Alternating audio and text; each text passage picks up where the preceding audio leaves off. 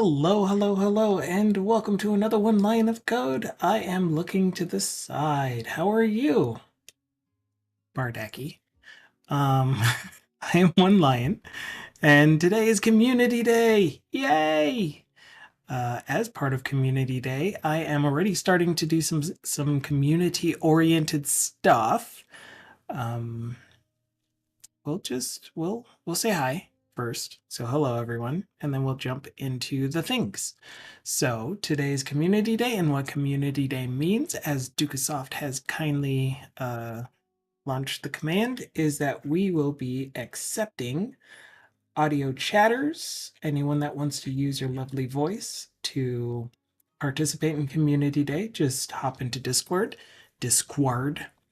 and into any of the voice channels. Then in chat, type !waiting, and then I'll know that you're in a voice channel, and I'll pull you into the stream room where your voice will come through on stream. If you are not comfortable having your voice come through on stream, then you can still participate in Community Day simply by chatting in chat. And so what Community Day is all about is doing community-focused topics, conversations, and looking at your projects, talking through problems you might be having with code that you're wanting more in-depth look at than we normally do on a regular stream. So that's going to happen today, starting now. Should be ready. I hope I'm ready. I don't think I'm ready, but I'm going to hope. While I'm doing that, I have been working in... Oh, is this going to work? Is this going to be okay? I have been working in Photoshop to work on these. So Candy, oh my goodness, we just started and we got a huge raid from C# Fritz. Welcome in. Thank you so much for the raid. So you came in on a community day. And so Community Day, as I was just mentioning, Community Day on our channel is a day where we get to talk with you, the community, any topics that you would want to bring up, usually surrounding topics that are related to this channel's content, of course, like Blazor, .NET development, web development, software development, and just keep going out from there. Yeah, some people like to stretch how far that goes, but you know, we can still figure out. Another community-focused thing that I was trying to start on real quick is just before I ended my stream on Wednesday, a wonderful streamer by the name of CandyDev sent me a message on Discord with a whole bunch, with a handful of emotes. And so I noticed that 3 of the emotes worked perfectly together to make an animated lion opening and closing its mouth. 3 times 5 equals F. Hello, Nerd Herder. Happy Friday to you. So anyway, yes, Community Day, all about you guys. Feel free to interrupt. Feel free to bring up topics if you feel like it. I am going to try to animate this thing. I'm using Photoshop to do so. And I'm learning how the timeline works. So far, it looks like it is only showing stuff that is in my layers. And so I might have to create a layer for every frame or every keyframe that I want. It's kind of what it's looking like. Yep. Yep. And then I just need to change the length of each keyframe to be what I want it to be.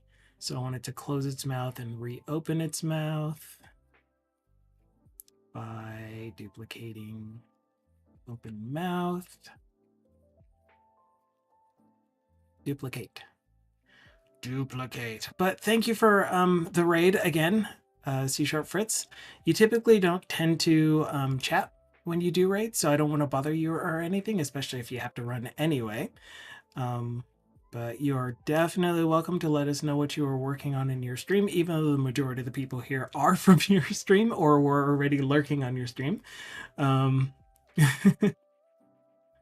right, open mouth, and then slightly closed mouth, and then fully closed mouth. Okay, So duplicate you and put you up here. And then fully closed mouth. Duplicate you. Nerd Herder says, in another life, I used hex for assembly and could look at decimals and instantly translate them. Not so much anymore. It's kind of like, you know, playing a musical instrument where it's like you still might know how to play a musical instrument, but you kind of forget if you don't do it. All right, let's see what this animation looks like. A little slow between those two. Oops. Let's go like this.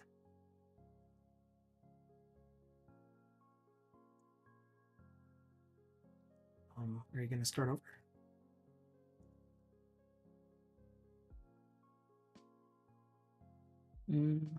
I don't know if I like the two open mouth things. Maybe we'll just do one long open mouth sequence. Like a roar. We'll make this a roar emoji. Okay, so open mouth. Click on you. Delete this one. But yeah, feel free to start typing away. I will read out chat as I see it, and we'll have whatever conversations. Mouth, rar, down, down. Okay, so I kind of like the speed between the last two, so we're going to apply that speed to the first two. Open mouth, closed mouth. Yeah, it goes rar, and then it stays closed. How do I tell it to loop? Here it is, loop playback. See what it looks like as a loop. I like the space between that. Cool. We're going with that. So I am going to just save that as a project first. On my computer. This will be, and again, this, nice. This emoji was originally given to me by Canny Dev. They were 18 by 18, so I had to upscale them, and I used AI to do the upscale. And emoji work is what I'll call the project. Hello, DC Aggie. Do a barrel roll. I could tell it to do a barrel roll. And we're going to then save it as a GIF. That's right. I call it a GIF. You can still pronounce it as GIF. I don't think anyone will not understand what you're talking about. Is there a way to save this as an animated GIF? I don't see a way to save as GIF. Save a copy? Oh dear. Thank you for the shout out. YIF. You can also call it YIF. Absolutely.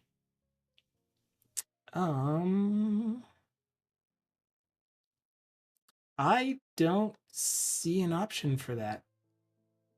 Okay, so I can create it, but how do I export it to... I'm still learning how to do this, by the way, if you couldn't tell. Export as. Thank you, Dukasoft. Yep. Cool. So I'm going to move this over onto this screen just in case it opens my folders. And it does. And then this is rar. 3 R's. Kind of like yar, but with...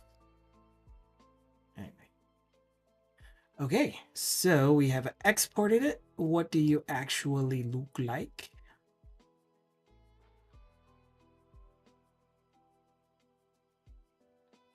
it doesn't animate in photo viewer. Weird. Weirdness. And it also has an outline, kind of. I don't like that. I should have put a dark background on this so that we could check for any white outlines that might have occurred during the upscale process. So let's add that real quick. New layer, take you outside of the video group, have you turned on from the beginning of the animation, and stop at the end.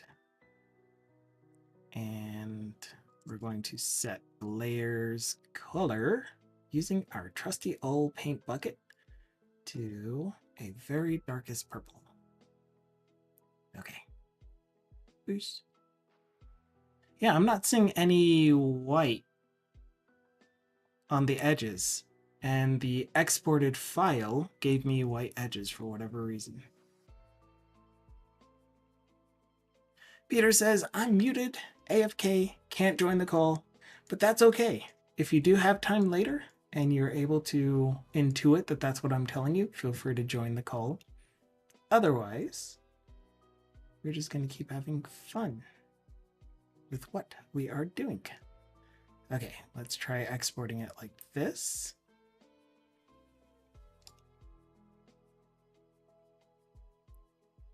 Overwrite this file. And okay, so because I gave it a background, it did not mess up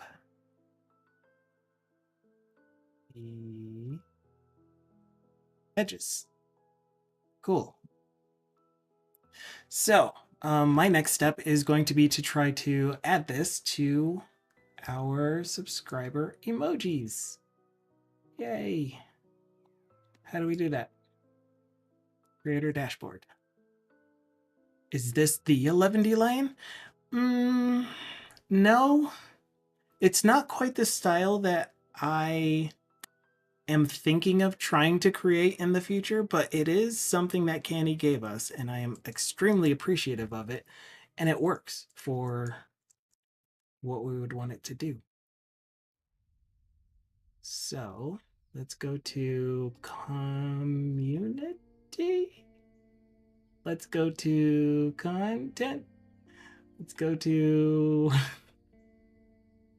I don't do this. I don't know how to do this. Let's go to stream and find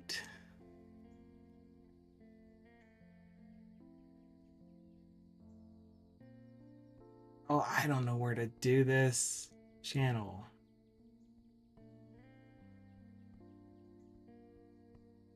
Feature content. All right, once we're done with this, though, we will move on to the open source project. But again, if you do have anything that you want to start a conversation about, we will focus on that first and foremost. Gosh, I really don't know where to go. Viewer rewards, maybe. Emotes. Hey, I found it. Okay, so a tier 1 subscriber should be able to use this. Drag a droppy. Please scale for me. Image format is not supported. So how do I make an animated emoji? Oh, it needs to be between 112. Oh man. What is scale going to look like for this?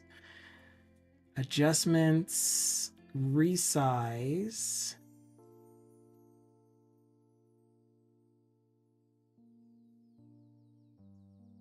Image size.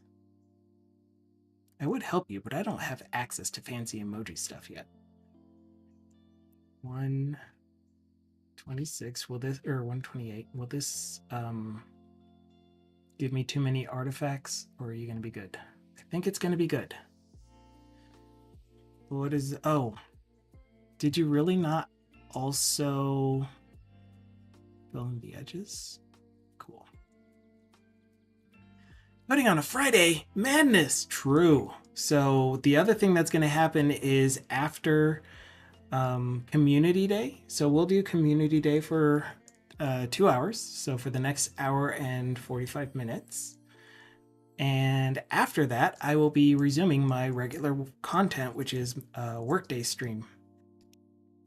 And my workday stream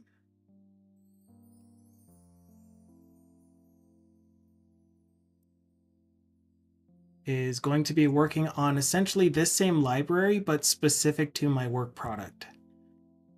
I do plan on replacing the core library part of my work product with this once we get it on NuGet. Image format is still not supported. Okay, how do I don't think I'll be able to do this now. I'm gonna have to figure this out off stream. But what image format do I export this as in order to be able to import it as an animated there's an animated emote slot and you upload GIF. Okay. I just need to be able to read, that's all. Put you here. Are you gonna show us?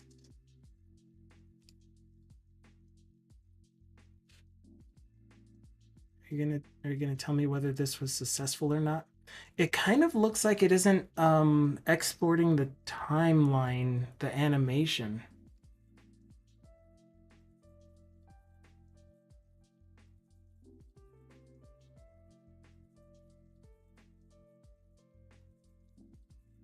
Probably have to search for that too. Copyright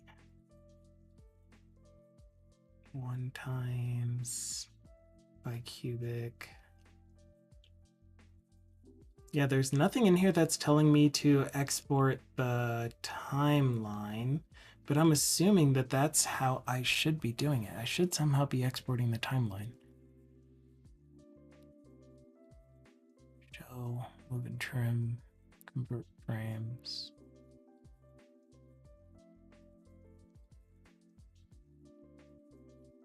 Yeah, I don't know. I'm going to have to figure out how to do that later because I don't want to use more time on this. But thank you, Canny. I need to also set Canny as an artist for the stream. So I'm going to do that real quick. And that is under Roles Manager. Add new role, Canny Dev. As artist. And you get the second to last VIP slot. Oh man. Okay. So there we are. I'm going to stop with that and we're going to move on to the data import utility. But again, I'm going to keep saying this over and over. Feel free to bring up any topics that you are interested in discussing in the software technology space, and we will go into detail, go into depth. If you have projects that you're working on that you want to just show, we are welcoming to those as well. I'm also learning how to speak, if you couldn't tell. I don't know why, but I'm struggling to multitask. I can't click on things and speak at the same time. It's very odd. It doesn't usually happen.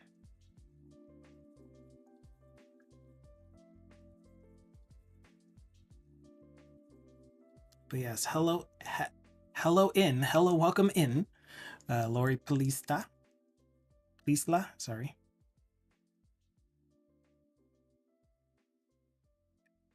Okay, this is hopefully, the data import utility that we have on GitHub. It is not, I was gonna say, why aren't you connected to GitHub? All right, we recently, on last Friday's stream, what we did is we committed our first, or we approved our first PR to put the initial project into GitHub, into the main branch. And the next things that we are going, the next things we're planning on doing are, oh, I opened the wrong project. That's what's going on. are setting up the NuGet package generation information. That's one thing, which I guess we can do in this solution by itself. We will set up the pipeline to make sure it is using the tests, and we won't allow PRs to be committed unless the test pass, which I guess means that I need to import the tests. That's going to be fun. And so we'll get the NuGet package created, we'll set up the tests, and there's something else that we should be doing. Hello, Foolish Snubble. I had this in my head just before the stream, but failing at the creating the GIF and uploading it threw me off. Yeah, because it's not animating. The GIF that I created is static from Photoshop. But we do have other emojis that Canny gave me, so they should appear on stream on Monday at least. Maybe I'll do a little bit of trying it again in the regular workday stream, but for now, I would like to continue with this. So let's create the branch for doing the NuGet package generation. Gosh, I'm doing this so wrong. So I've been a solo dev for a really long time, and then I worked on a team for about 2 years, about 2 years ago. And so I tried while doing solo dev work to follow regular team practices when it comes to creating branches and doing PRs and merge requests and doing the actual merge, setting up pipelines, doing tests and stuff like that. But again, as a solo developer, it's kind of I didn't have as much experience with what is industry standard for doing these things other than what I learned on stream or read about in various sources. But while I was working on the other team, I did get some more idea of what it's like to be on a real team with multiple developers working on different branches and doing PRs. So one of the things that I try to do more often than not is create an issue first, which this one should be closed.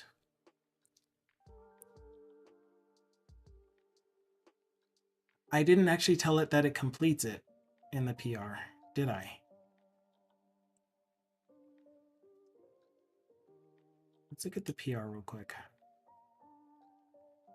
So I think that I did. I thought that this type of comment in a PR would automatically link and close the associated work item or issue. I don't like calling them GitHub issues. I'm a DevOps user usually, and they're work items. Okay. So anyway, this is done. So we close the issue. I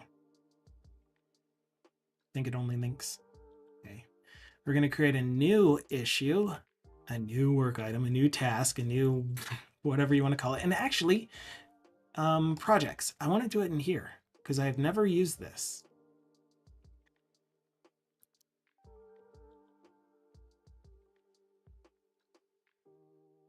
Create new project for repo initial project. Wait, what?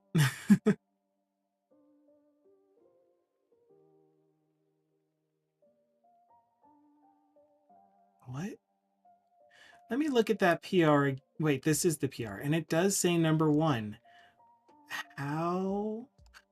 Oh, the PR itself got put onto my board. I'm not used to that. I don't know if I like that. Because this is kind of like I completed 2 work items when really it's only 1 work item that I'm completing.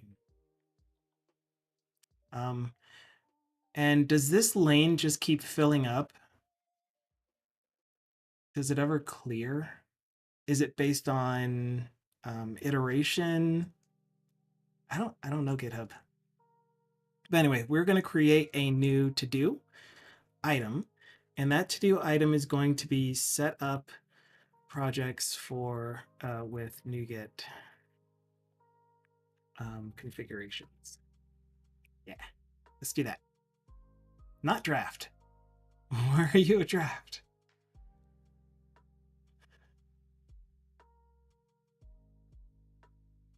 No description. Add, generate, package, build. Oops. And you get configuration data to CS Proj. Okay. You are assigned to me. Man, automated realms never does any work. They're like the PM who's like, well, can you create the issue for me? Priority. You can set priorities in this too. I am terrible at priorities and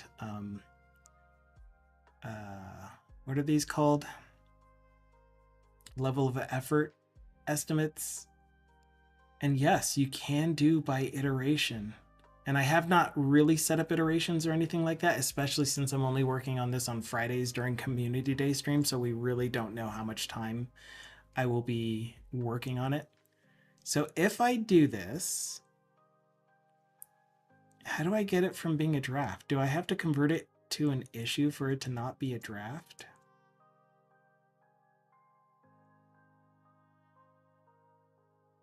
And this one, hi. Yes, yes, that is how we do it. Okay, so we now have number 6. So I'm going to create a new branch using the naming convention of task 6.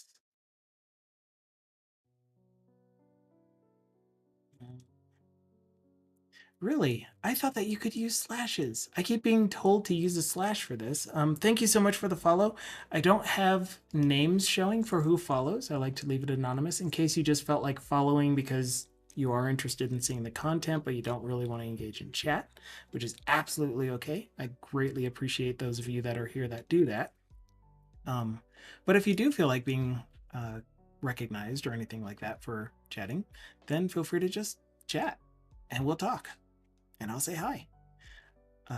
Task 6, set up NuGet.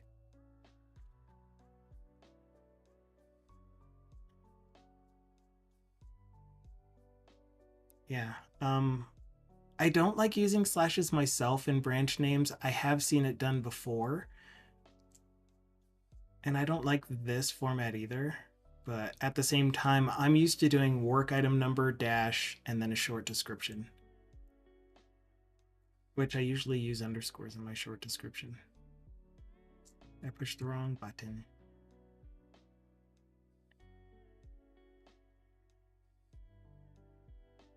Rename. Okay, so to set up NuGet, which again, I'm doing this before the tests because I don't really like working in tests. There's still a lot that I don't know how to do easily. I'm not comfortable with it, so it'll take me more time to do that, and I'm just reaching for low-hanging fruit.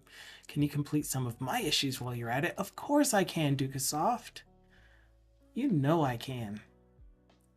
We're going to essentially have the same settings for all 3 projects. These will generate their, or actually, do I want the source generator? I've never ever created a source generator NuGet package, so I don't even know if it works. So instead I'm going to do only these 2, but I'm going to use the same base information for the NuGet package configuration.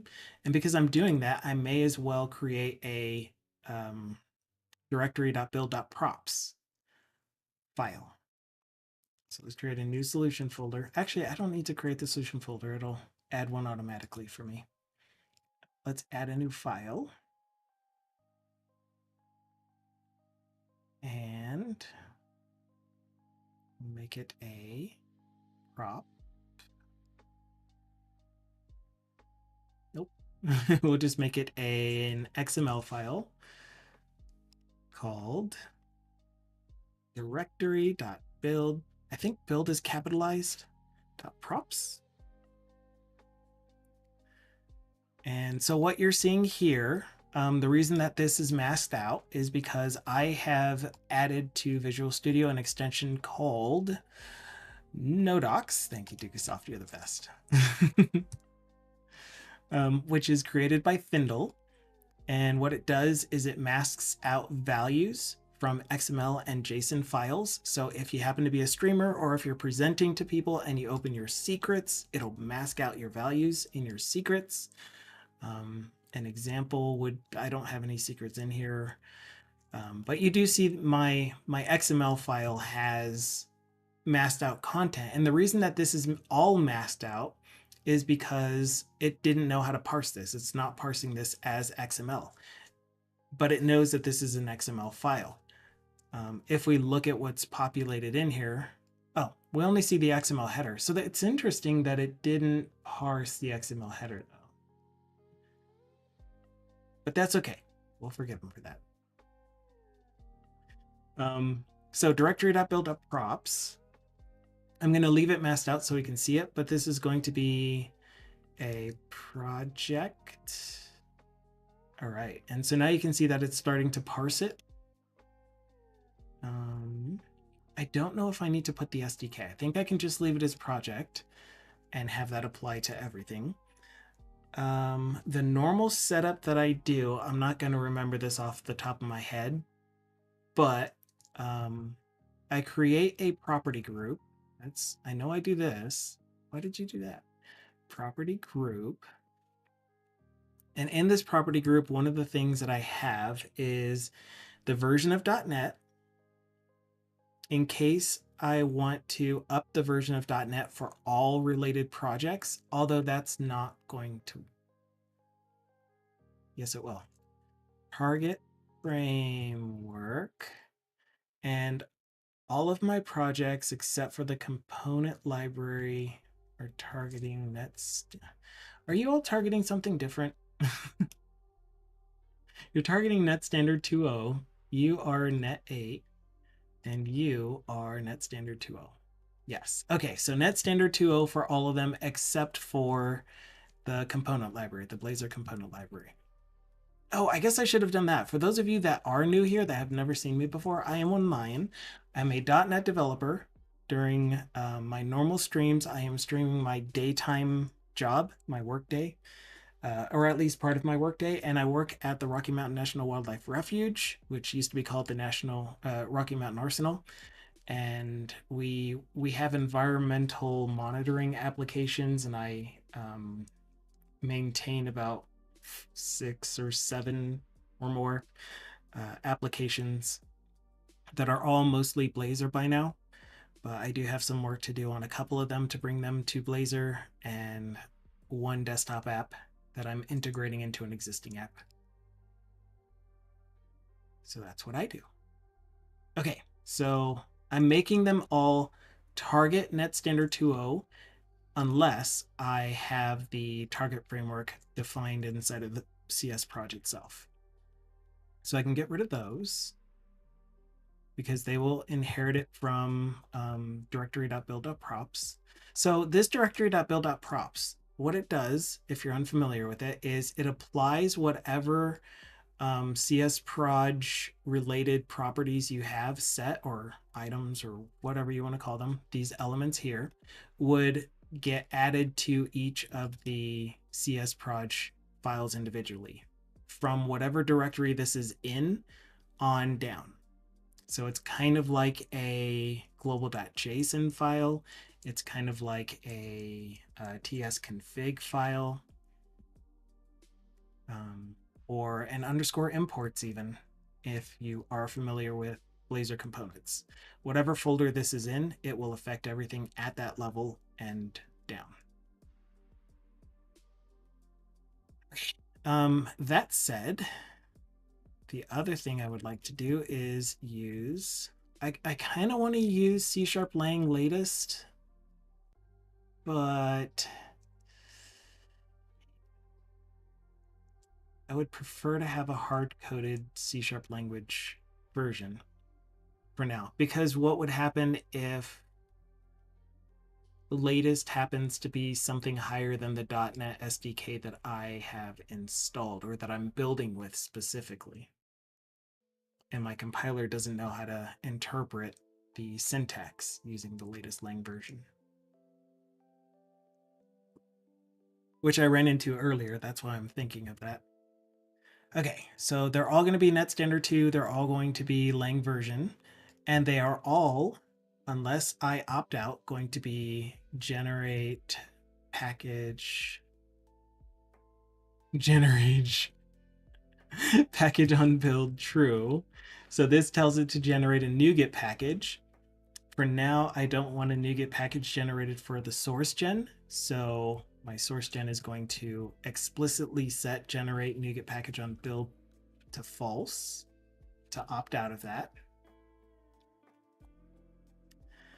All right, and let's configure the NuGet package settings. They're going to have, again, some shared settings such as author, copyright, the release info, because I plan on updating the libraries together. And I plan on anyone that wants to contribute to this, because again, it is an open source project. You are welcome to take a look at it, contribute to it if you want to. But the data import utility is a library for importing CSVs or Excel files and turning them into C# objects in your code. Oh yeah, that's the other thing that I wanted to do. That's the third thing, writing documentation. I wonder why I put that one out of my head. So I want to update the README for this, but here is the project on GitHub. Feel free to fork it, make changes, make contributions, and do a pull request.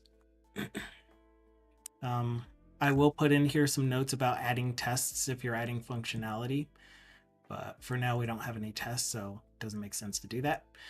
And again, this entire library is already created in my work product, and that is up here.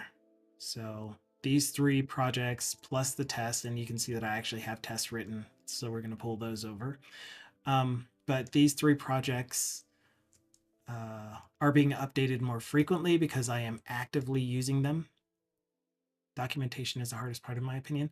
I have a lot of success with relying on Copilot to do a lot of the, I guess that's a bad place to look, to do a lot of the XML comments for me. I do have to modify, tweak them a bit often, but it still saved me a lot more time than if I were to come up with descriptions for each of these things on their own, especially since I'm super wordy. I want to add a whole bunch of extra information so that whoever is using it will get the full picture. And it's like, if I put too many words, they're not even going to read it. So not a good idea. So the conciseness of what Copilot gives me often helps a lot. So that part was easy. The part that's going to go into the getting started and the how to contribute sections are, and how to use, of course, are going to be a little harder. But we will do it in Visual Studio and see if Copilot helps us out at all. We'll make some markdown, or I have the Mads Christensen extension for Markdown installed, so that'll help us to visualize the output as well as write the markup. Okay, where are we? Thank you for your comment, though. Wheelchair Sean. So let's keep moving. This is the data import utility.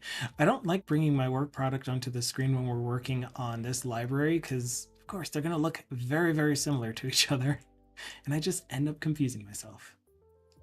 Not a great idea. Okay, so we excluded the source generator from generating a NuGet package.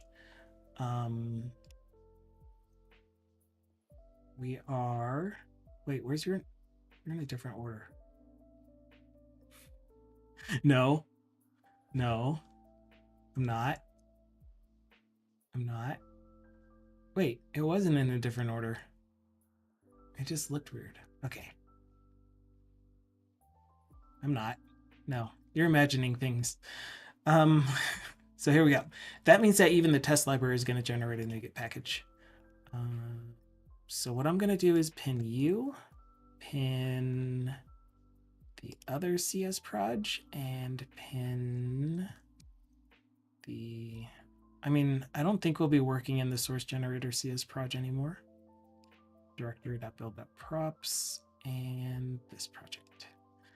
And close all but pinned. If you are interested in seeing a demo of how the app runs, it words. It generates a GitHub static pages when I push, because part of our workflow is this GitHub pages workflow that came from the library called, I always forget the name of this library. It's in the other project, but we'll go ahead and look at it because it's worth shouting out. It's from Jay Sakamoto, which I'm sure a lot of you have already seen his extensions and NuGet packages, or there, I should say. I don't know if it's a male or female or what pronouns they go by. But the publish spa for GitHub pages package is amazing. You add this to your Blazor web app project, which kind of means it needs to be a Blazor WebAssembly project is what I meant to say. So your Blazor WebAssembly project, you add this NuGet package, you reference it, and then you add the CS proj GitHub pages true, and one other thing. Was there anything in program.cs? Anyway, of course, on their website, you'll be able to see.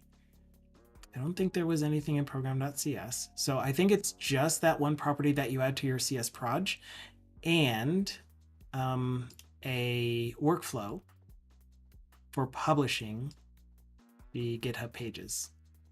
So I'm doing this on push to main, and I've locked down main, so the only way we can push to main is via PR. Therefore, this is only through PRs to main, where it builds and creates the static pages and creates the static pages as a branch in GitHub pages. And then I went into my settings, pages, and then set that branch to be the thing that is the GitHub page for this project. So you can see that here.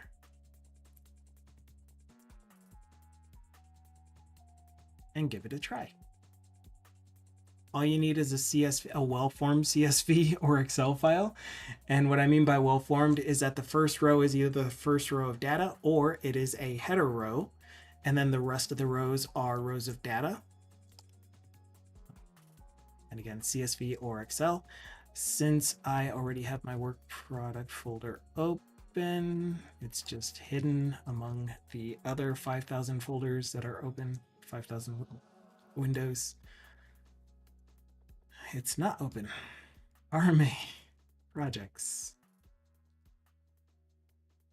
New lab data. Okay, so here's an example of the data import utility at work. I really need to remove lab data import sample. Why did I even leave that as the title? But this is just data import sample. I'm using it for doing a lab data import process. So anyway, you drag in whatever file and we get this issue, which is fixed now. That's because we're building using .NET 9 latest, and this is a .NET 8 project, and the team have indicated that they accidentally pushed some code in the .NET 9 release that .NET 8 wasn't ready for, as far as where you specify the gosh, it's so hard to describe, so hard to explain things when I only half know the situation. Anyway, there was a way that it handles globalization, and They were giving us an option to turn on hybrid globalization because of startup speeds, runtime speeds, and if we aren't using it, then we don't need it, so we shouldn't reference it and it shouldn't start up. But stuff happened, and now Blazor WebAssembly applications that are deployed to a server have this issue. That and the server is serving the pages using .NET 9 runtime. It might even happen on .NET 8 runtime. I don't know for sure. So the way to fix this, though, which we are going to do as well. Oh, we're going to need a different branch for this. We're going to create a task for this, but the way to fix this is to add a property up here that says Blazor WebAssembly load all globalization. I'm going to verify this. I'm trying to do stuff from memory just to keep practicing and making my memory gooder. It is called Blazor WebAssembly load all globalization data. I was so close. Data. And then you set this to true. Then if we were to push and publish this, then we would see that there is a, that this goes away. But the other fix is to upgrade the project to .NET 9. Why I'm not using .NET 9? Long-term support. I know it doesn't really matter too much in this open source project, but there are going to be, like, I'm using .NET Standard for the core library anyway, but for the sample page, it doesn't really matter, does it? It should be a .NET 9 project. The component library is a .NET 8 project because there are going to be some places that don't support non-LTS releases. And I want every modern app to be able to use this. And if I really wanted that, then I would just do multi-target, which maybe we can do in the future. Again, it's a community project, so we can do that together. All right, I'm trying to go back to, excuse me, trying to go back to here so that we can create another issue assigned to me.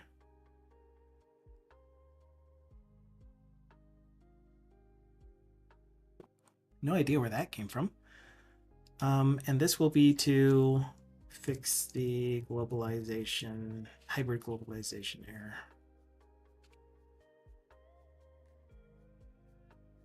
Deployed.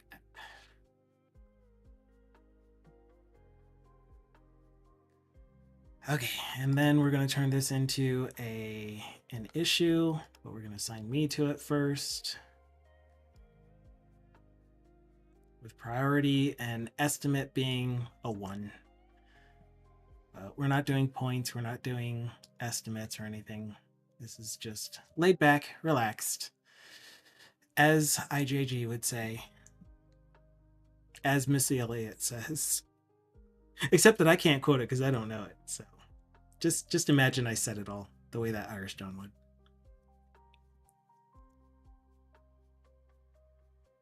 Okay. This is number 7. So task 7. Or I guess this would be a bug. This is not a task. Label. Bug. Right. And you are a task.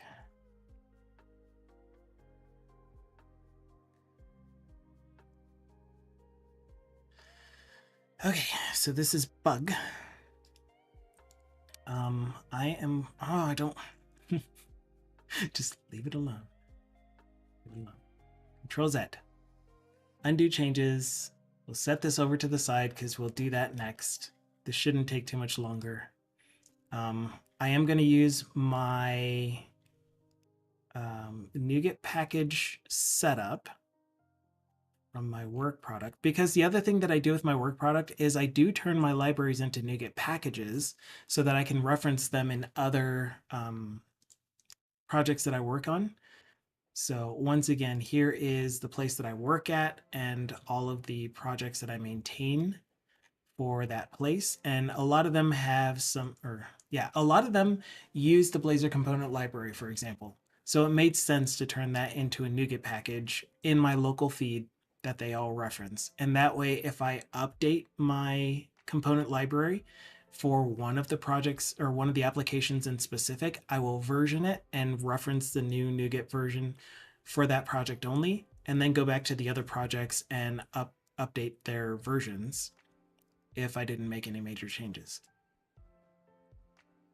So a lot of the small changes are adding icons and minor functionality improvements that don't affect everything.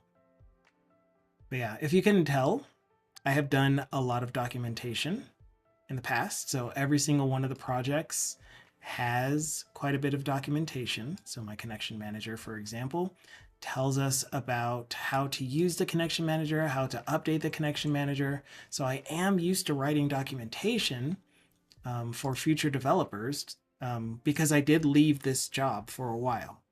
I went to work somewhere else, and there was another developer that was still there working on the projects. I wanted them to have documentation. Hello, Nelson. Are you my cousin?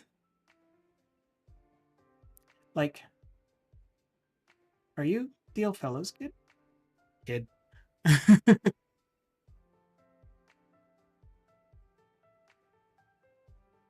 Anyway, hi.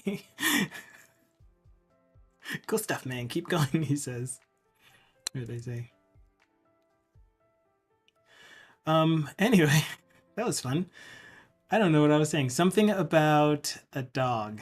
We're gonna move on because I do want to get the NuGet packages created. So here is my directory.build.props portion of the... Oh, right. I want that too. Gosh, thank you for reminding me, previous self.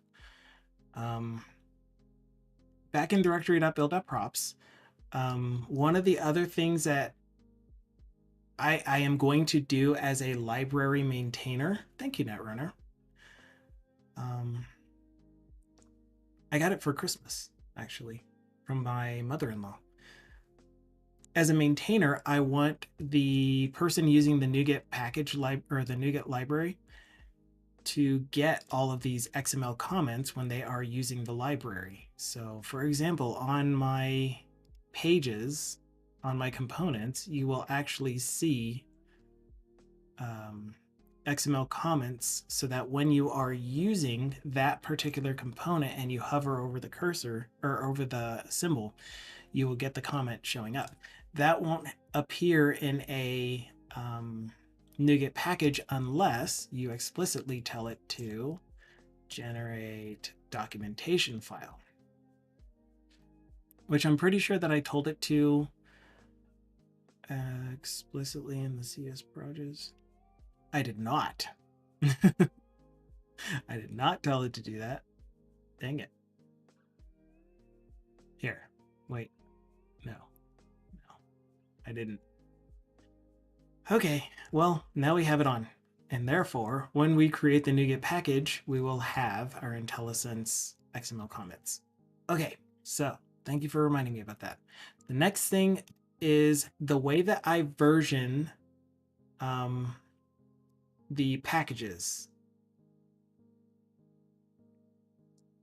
No, just a fellow CS bro from my I take it that's Miami. The thing is that my last name is Cruz as well. And I have a cousin named Nelson that I don't really know or communicate with, but and he lives somewhere on the East Coast.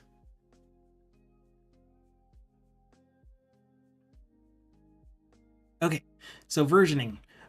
If version is not specified from outside of the CS proj, so this allows me to specify the version using a pipeline variable if I wanted to.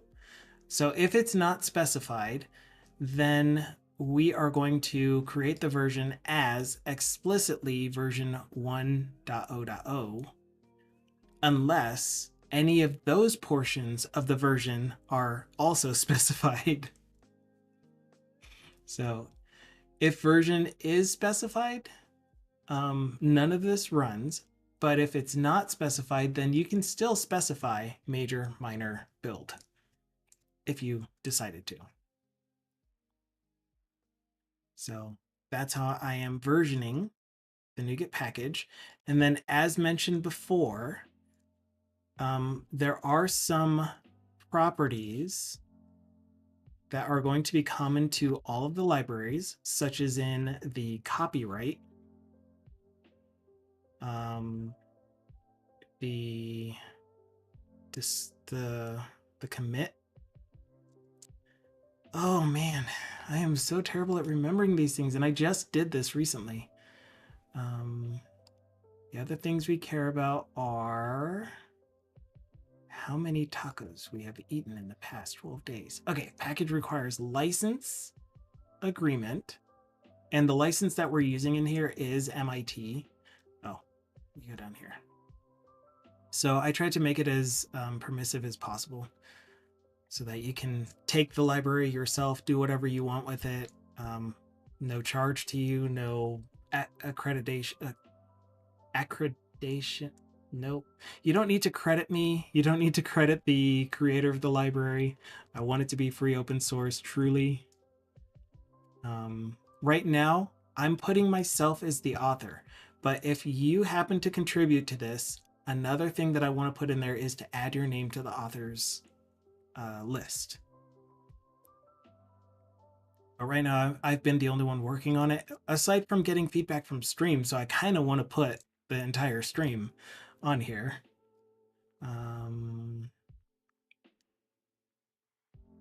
The copyright is going to be in this format. I don't feel like writing it again, but it's always going to be the current year. I don't know enough about copyrights to know whether I should put the starting year through that, or if just putting the current copyright year, because the previous versions that will be published through NuGet will have the copyright version for when that was published. And then that's what it is, package release notes. So another thing, maybe some of you know, if you have the availability to respond to this, should I, even though it is an open source project, so Marcus is saying, yeah, do the starting year through. So I guess we did publish this. No, we didn't. No, we didn't. We haven't even published it to NuGet yet. So for now, we're just going to use now.year. But next year, we would need to remember to update it to 2025 through. Thank you for your feedback, Marcus. But should I have people accept that this is an MIT license? Because it's a very permissive license. But does that mean that they still need to accept it when they use the NuGet package or not? I don't even know what the MIT license really looks like.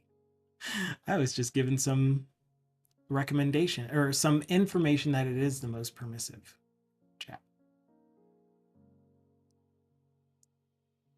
Why do you keep taking me to the project?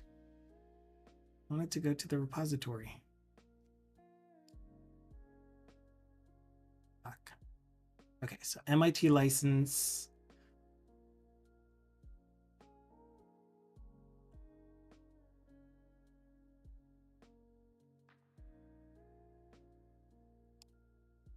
It's not like anyone reads the terms of service anymore, except when they go to court. Exactly. And I don't want people taking other people to court because they took this library, improved it, did their contributions to it, and then published that as their own NuGet repository with their own license.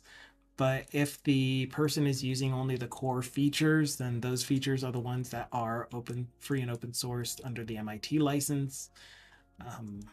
Then yeah, I just don't want to put anyone else in danger. So Does that mean that the person using the NuGet library needs to accept the license? I don't know. I don't know, man. I don't know. Anyway, these are, I think, the core shared properties, or that will describe the NuGet package. Then for each individual project, I'll have another property group. And you're going to see from my copy pasta, you're going to see some terms armits in here, but that's because my work product is for the Rocky Mountain, or sorry, ARMIT stands for Records Management and Information Technology Services, which is the department that technically I might call myself being a part of, but we don't really have departments, and I'm a 1099 and all that stuff. So anyway, if you do see ARMITs anywhere in here, that's what it stands for. But we'll give it a package ID. And I think, did we have a prefix on this?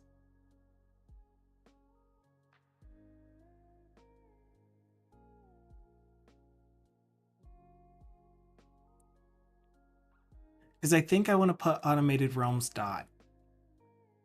I mean, the assembly name and the namespace are still going to be the simple terms. So just file import utility or data import utility. Data import utility.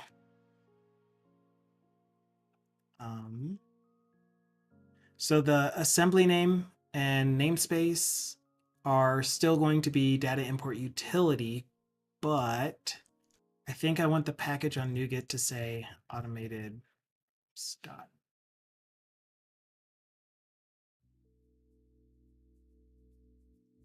I don't know if that comes across as I'm trying to get my name out there, because I'm not. I just want to make it distinguishable from other NuGet packages. Like, is there an existing NuGet package that is already called data import utility? It's kind of like vendor prefixing your CSS classes and custom properties so that it doesn't conflict with anything that's already out there.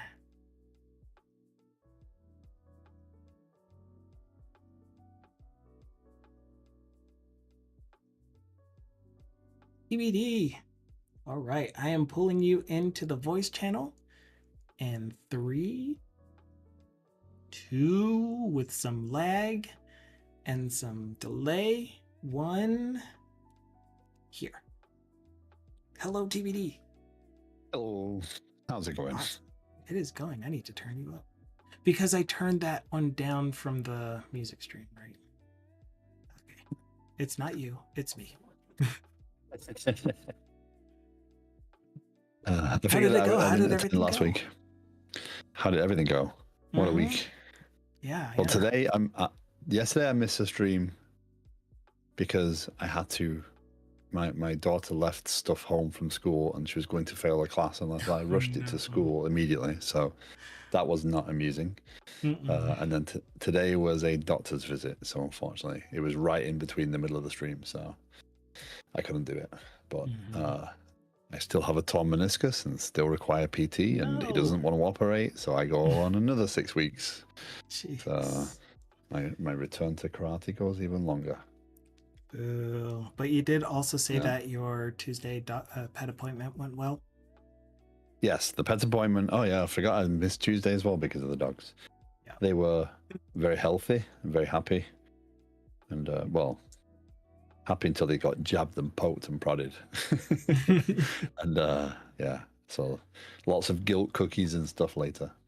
Guilt cookies. I want some guilt cookies. Yeah. Where do I sign up? Yeah. Like, anyway, you said something when you came in though, and I kind of talked over you again. What did you say? I was just saying that I missed last week, so I didn't want to miss another week because I like joining Community Day. Cool. Very cool. So right now I am in the process of configuring NuGet and I was making some decisions on whether I should put like my vendor name on the package name. Yes. I would say yes. Okay. So it doesn't seem vain or anything, because No. I don't want to come across as vain. I want this to be free open source. Anyone can use it. I don't care if I'm given Yeah. any kind of recognition for it. Just put Microsoft. I mean, my Kafka and Mediator libraries, I actually put TBD develops on them, but which is more in line with my GitHub. But yeah. And before this gets away from me, because I know it will if I don't do it now. So Kenny, the emojis that you gave me are amazing, for one. So thank you so much for them. I'm going to try to add them. But I did notice that you had 3 of them in there that look like a series. And so what I tried to do during the first part of the stream was set them up as an animated GIF. And so I did that, but I can't get them to export as an animated GIF. It just exports to a static picture. So I don't exactly know how to do that. So I kind of dropped it for now. That's why you don't see them in the emojis yet, but I will add them. Just wanted to explain that. That's all.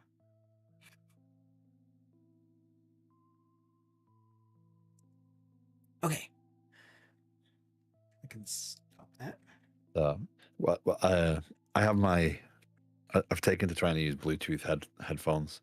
I think I mentioned this the last time, and because of my lovely, complicated, probably overly complicated setup, and I can't pair the headphones I have with both devices at once. I use a Bluetooth dongle, a 3.5mm transmitter plugged into my mixer, into which both my work PC and my work laptop, my dev machine go into, so that I can basically switch between work calls and right. Discord chats and stuff easily. But the problem is the 3.5mm transmitter thing is it creates a lot of bass, so it tickled me. Unfortunately, I've just been pinged by work, so I have to no. I'll be back shortly. Hopefully. Okay, take your time. See you in a minute. That was TBD Gamer. That's not One Lion's voice. What the? So if you look up in the top left of your screen, you will see if anyone happens to join the voice channel. Today's community day. If anyone happens to join the voice channel, then you'll see their name from Discord show up there. What'd I do to you, Marcus? I'm sorry. I did not mean to make you angry. Is it the work call? Did it trigger you? But yeah, so you'll see their name up there. I may or may not be the only one using voice on today's stream for the next hour. And then we'll get back to a workday stream. But hopefully we'll get pretty far with this. I'm almost done setting up the NuGet package information. So here is the NuGet package information for the data import utility core library part of it. Just teasing. That one's harder for me to parse. Icons that move. It's kind of like playing Mad Libs when it autocorrects you like that. Icons that move.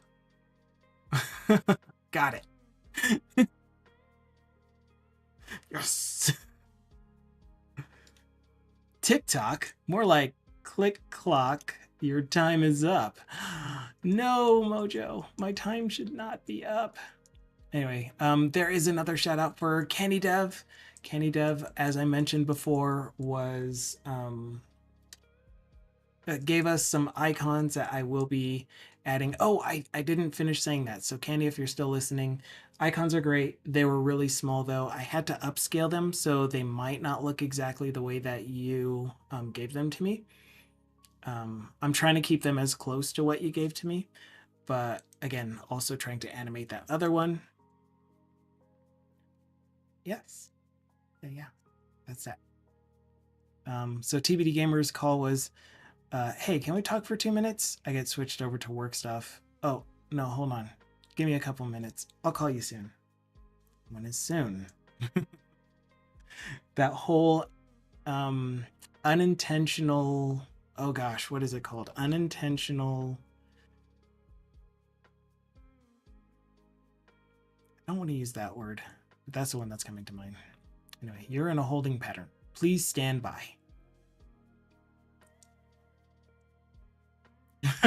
Mojo, hello, fellow TikTokers.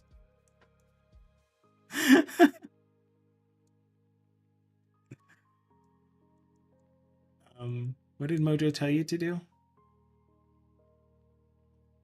Mojo told you to knowhello.net. Not clicking.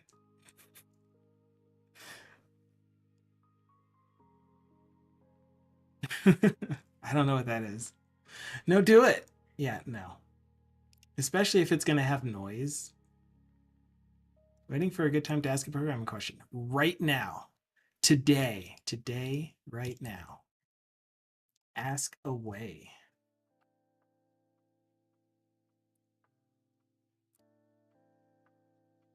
Oh, yes.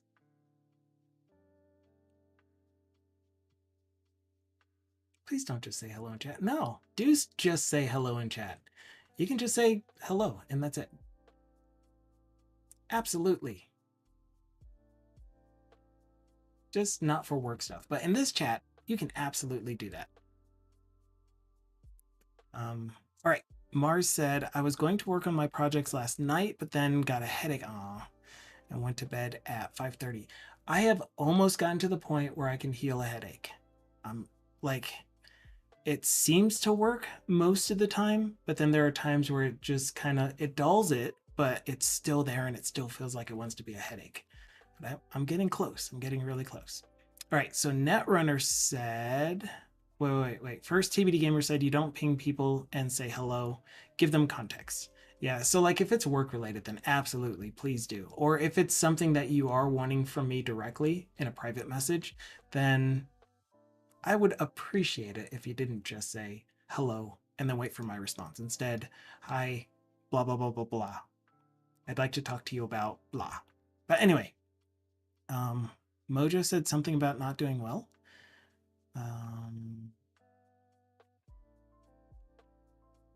No, Mars. Mars said, yeah, the headache thing. And then TBD Gamer said to Mars, hope you're doing better today.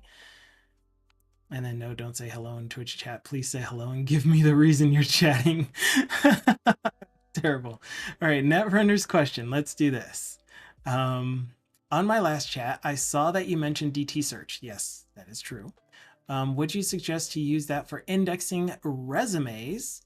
I work in the recruiting world. I need to be able to search for resumes for candidates for jobs, or even better, top 50 resumes that match to a job. I wouldn't recommend using DT search for anything. It's working for our purposes, but it is so far behind technology wise that it's a pain to set up. It probably doesn't use best practices as far as file storage, how to store your indexes. So maybe using more space than you need. And in this cloud driven world where storage space, you actually pay for storage space, then you kind of have that as a consideration if you're doing many gigs or even terabytes of data, which we are. So I'm not trying to talk bad about them. As I said, it works well for our purposes. We have documents that are up to 200 and some megabytes, and it indexes them and makes them searchable. So we are able to retrieve information from them using our trusty old test DDMS site. So this is one of the applications that I maintain. And this is where I use DT search. So if I happen to be logged in, oh, I guess it's not going to happen here because this is not the, the production version. But in the test version, if someone made an update, a document tracking center employee made an update to a document or added a new document, I would see an indexing logo or emoji show up here while it's indexing. But for example, let's say I was searching for the term annual summary report. It's doing a DT search through our indexes for that. It is still relatively slow, I guess. It had performed better than it had previously, but I guess it's still kind of slow. And so here are our retrieved documents that have the search term annual summary report either in the database record or in the actual document content itself. If I wanted to search explicitly for the data, the content, then I would need to know the syntax for how to do a DT search, or I will need to have had created a UI for being able to put together a DT search, which I have. And so if I do, for example, text. Come on, debounce. That didn't work, did it? Oh, because there is no text match. Content? Image content. Okay. Annual summary report. Did I read off your whole thing? I hope I read off your whole thing. I did. Okay. Mojo says this conversation started about being courteous, respectful of others' time. Yes. Oh man, I will talk about that for ages. So this one will explicit or specifically search only the content if you needed the generated search that the advanced search created. I made a button for that. And so we can see the search terms, but I don't expect the users to know the syntax or to need to learn the syntax for how to do a search in here. It should be intuitive. It should be like, I want to know blah, blah, blah, blah, natural language. And so that is something we're going to add in the future. I hope they give me the opportunity to add smart components essentially and have the user be able to query the documents using AI, or at least generate the DT search syntax based off of a natural language query. That would be the minimum thing that I would want to do. So anyway, DT search again, index is fine. Creates the files for the indexes. They are pretty large, especially since it's storing the image itself and not just the vector database information or the weights. And as far as alternatives, I don't know. I wouldn't be able to recommend an alternative because I've heard of Elasticsearch being pretty decent, but then I heard some negative things about it recently. And then, of course, all of the cloud providers have some kind of service that they can offer you to be able to index your files and do natural language against it. So we were looking at maybe using AWS's one of their services that they offered to us. And it's something like 10 cents for 10,000 pages of indexing. So it's not terrible for the indexing part, but then using the cognitive services portion of it, that's the one that will charge you way too much. Okay. So let me know if you have any follow-up to that. I'm going to catch up in chat. And TBD said, no, don't say hello in Twitch chat. Mojo says to TBD, quick question. Oh, wait. Let me do this thing real quick. I'll ask you. And Mojo says to Netrunner, just use mine. Your indexer or your resume?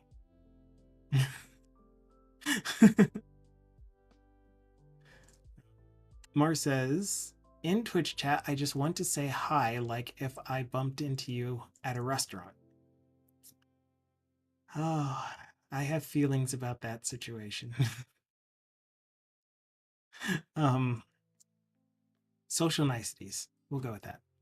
In the future, I want to say hi to TBD Gamer, but in the future, I won't say hi to TBD Gamer or Mojo. Yeah, Mojo was talking about his resume. Zaid! Hello, Zaid. I hope things are going fantastic for you. That things aren't stressful at all, ever. I hope you're having the best time ever, and that things aren't going the way they have gone before. That they're just amazing now for you. Mars says the drop-down list needs a search box to limit results. It is. It's a type ahead, and it was supposed to filter when I typed in. Oh, I think you saw it because it did work. Because I finally remembered the name of the field.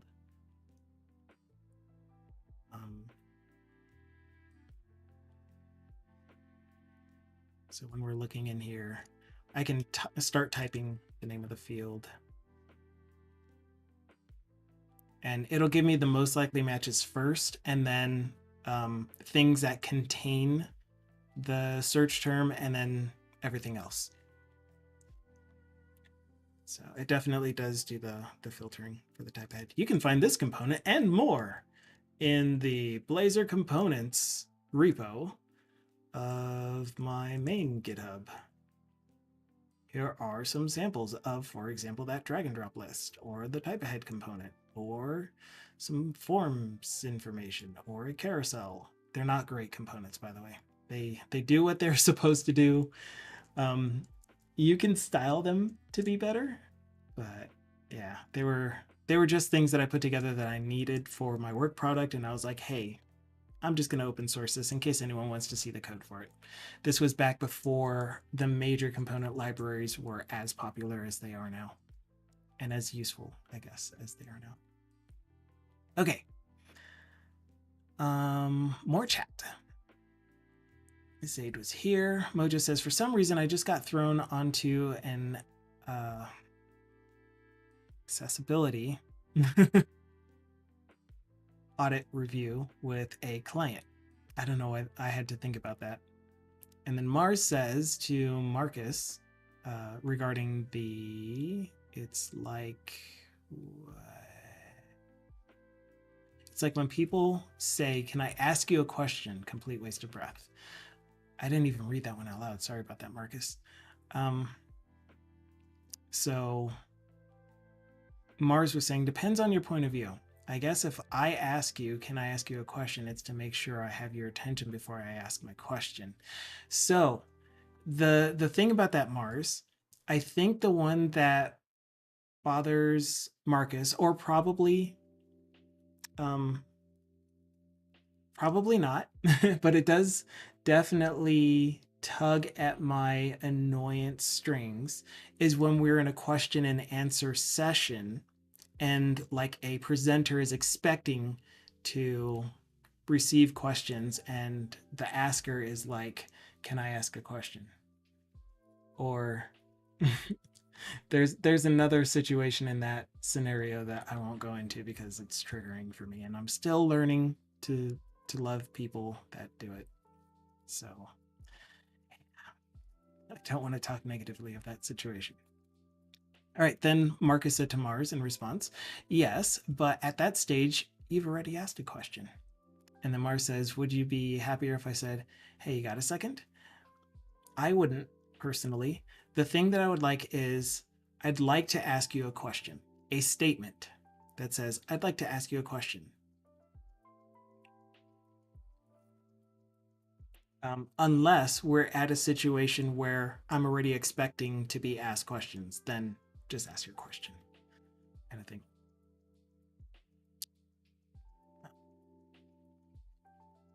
But it's going to take longer than a second, potentially. Yeah, still a question. Zaid said, things are amazing. I've been busy in and out of work. I've got a new client that is interested in my software. So I have been working with them on moving towards that transition. Are you heading away from your previous situation then? Or have you already?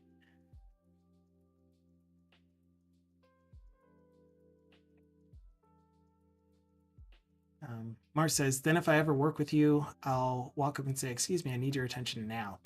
Then I would just never interact with you ever. Because not because of what you said to me, but because you're near me physically. No, I'm kidding.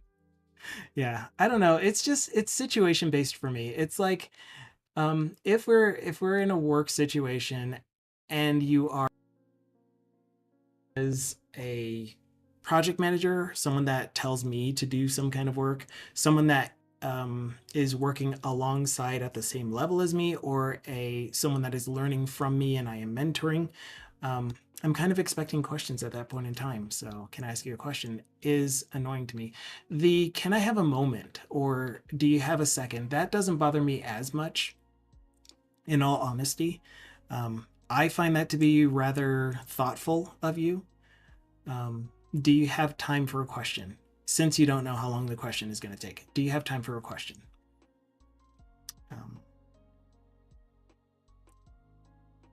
I guess.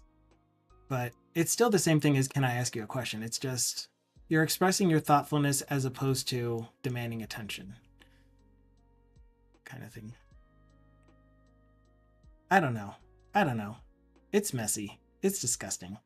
I probably completely muddied my actual feelings on it because I'm trying to empathize with Marcus because I do get the annoyance of someone saying, "Can I ask a question?" And I'm misremembering the situations when it annoys me because I just remember getting annoyed by it and not the situation itself. Okay. Marcus said it's probably a good thing that I work alone. True. Also, I don't like when people whisper as if that makes any difference. Hey, can I ask you a question? I don't like when people yell. Mosho says to Mars, asynchronous communication channels are kind of where it irks me. Also, my sales guys, quick questions are 30 minutes. Yeah. So that's probably what it is. It's when it is something like a messaging service, a messaging system, as opposed to like a real-time communication. So are you interruptible? Can I interrupt you? You just did. But if you're like chatting, then yeah, I don't know, or an email. Can I ask you a question? Wait. Just send the context. So that's a fun conversation topic. I think I'm going to drop it for now because I'm just making a mess of it. But I will continue reading your chats. But I won't talk about it anymore myself. TBD says I had a boss that would reply no if he did that all the time. He thought he was hilarious every single time. That was a fun 5 years. Yeah, hopefully my response to it though doesn't show any kind of annoyance at it, where it's like, yeah, go ahead and ask. Feel free. Because I want you to feel like you can ask questions, especially on Community Day. And Miss Steph says, that's awesome. Nice one, to Zaid. Mojo said to TBD Gamer, I'd ask just to be told no. But I get out of the blue calls more than I get quick questions. Yeah. Gosh, yeah. I don't anymore. I don't get contacted very much at all. This morning I had an email from someone that was trying to do a query. And they're like, I can't do this query. Can you please give me permissions? And it was just a straightforward, here's the issue. And here's what I'm asking for. And I was like, dang, sure. Yeah, I'll go do that right now. I mean, I do it right away regardless. It's just whether I'm happy to do it or annoyed to do it. And in this case, I was happy to do it. I'll do it, but I'll grit my teeth. Zaid says, I'm staying at the current spot, but I've been providing support on this software for years. Oh, I remember that. Okay. And word is getting around, so it's beginning to of a big snowfall, hopefully. Awesome. Yes. It's the beginning of a big snowball. I can read. I can read. But that is awesome, Zaid. I am so happy to hear that. I still feel really bad about the state of the component library. And I think about it often, and I think about whether or not you're stressed out by it or annoyed about the way I did things. Anyway, Marcus said, it's like when the phone rings back in the day, people expect you to answer. Oh my gosh, it's worse now because we have these things that are connected to us all the time. And so you're available 24/7 because everyone knows you have one of these bricks. Oh, but no, I don't answer my phone when it rings. I don't do voice calls. I don't do in-person things. Or I rarely do in-person things, I guess.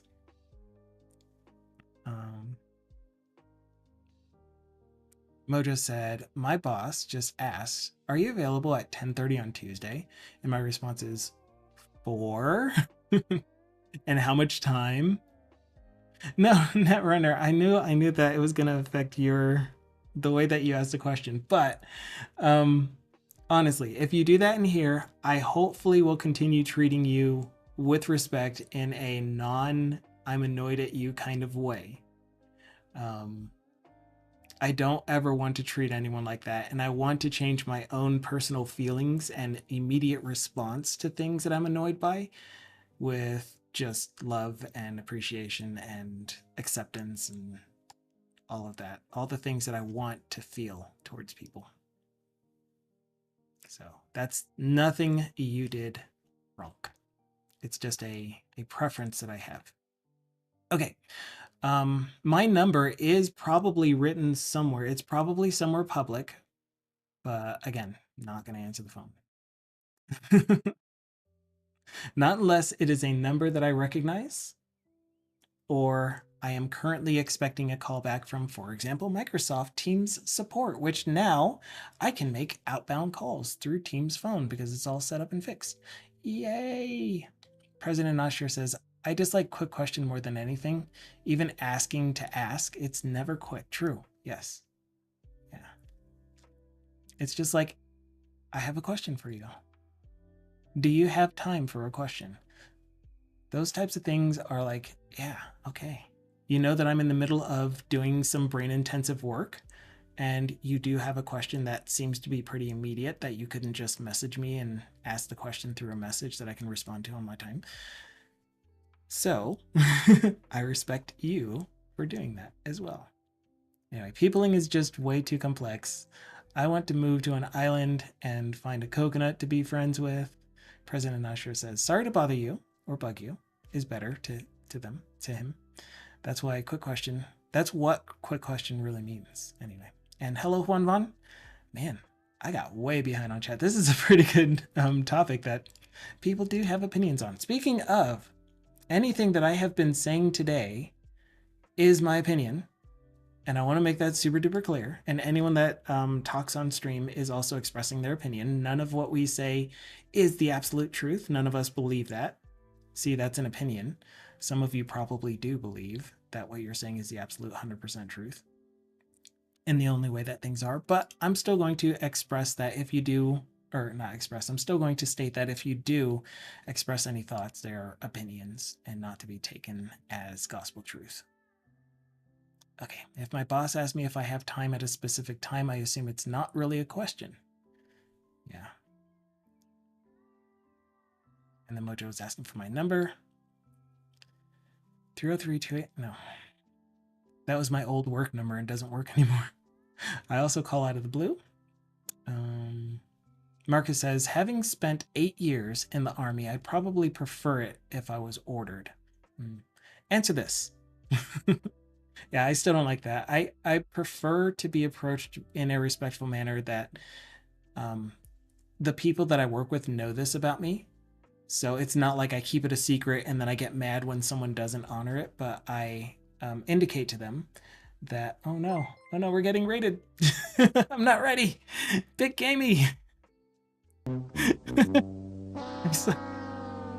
I saw it just show up on the stream over here, and I'm like, oh dear, oh my gosh, here we go. We're in the middle of a conversation on Community Day about the being asked if someone can ask a question. That's where our conversation went so far. Can I ask you a question? Kind of thing. And it's like, that for some people is triggering because it's just like, just ask the question. And then I was like, the more I think about it, I do have that trait, but the more I think about it, I am okay with the question. Do you have time for a question? Can I interrupt you? I know you're busy, but here's some information that I need that I believe is important enough for me to interrupt you with. So anyway, what I was saying is that my coworkers, the people that my client, my coworkers, they know that I am often when I'm doing the work itself, especially when I'm not streaming on non-streaming days, I am very focused on the specific work. And any kind of external noise that I don't control or am not expecting will completely shatter my concentration. And it takes me about 5 minutes to recover from loud noises, maybe 10 minutes to recover from loud noises, but 5 minutes to recover from just getting interrupted. You guys see how I get when I had my phone on vibrate during the streams, and it's like another notification. I thought I just cleared all of my notifications, and I get bent out of shape, and that's just a me thing, and that's something I'm gonna work on more. But yeah, it's a me thing. Okay, where are we? First of all, Big Amy, what were you working on today? Thank you for the for the raid. As if I wasn't on your stream. Oh my gosh, there's so much chat to catch up on. So yeah, we probably won't finish fully actually the configuration is pretty much done. Let's just act like the configuration is done. Let's grab this, put it over here into the component library, which is the other one that's generating a NuGet package. I like to put it here. Format. This is the component library. I missed. It's namespace. Components. I could have just selected all of those at the same time, and this is the component library. The Blazor. Oh yeah, I need to update the tags. Component library for the data, the automated realms, data. Yay! Import utility. Okay, file import. Data import.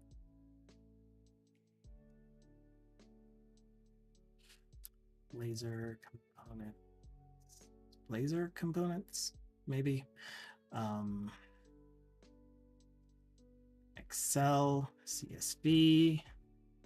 I don't take calls, but I make them. I rarely ever make calls. So I have the Teams pay as you go plan. I'm responding to Mojo because I just happen to see it because he's adding me. That's another thing that I get triggered by the way. I am reading all chat and you still at me. I don't get it. I'm reading chat. I promise. It is rare that I miss chat. You don't need to at me.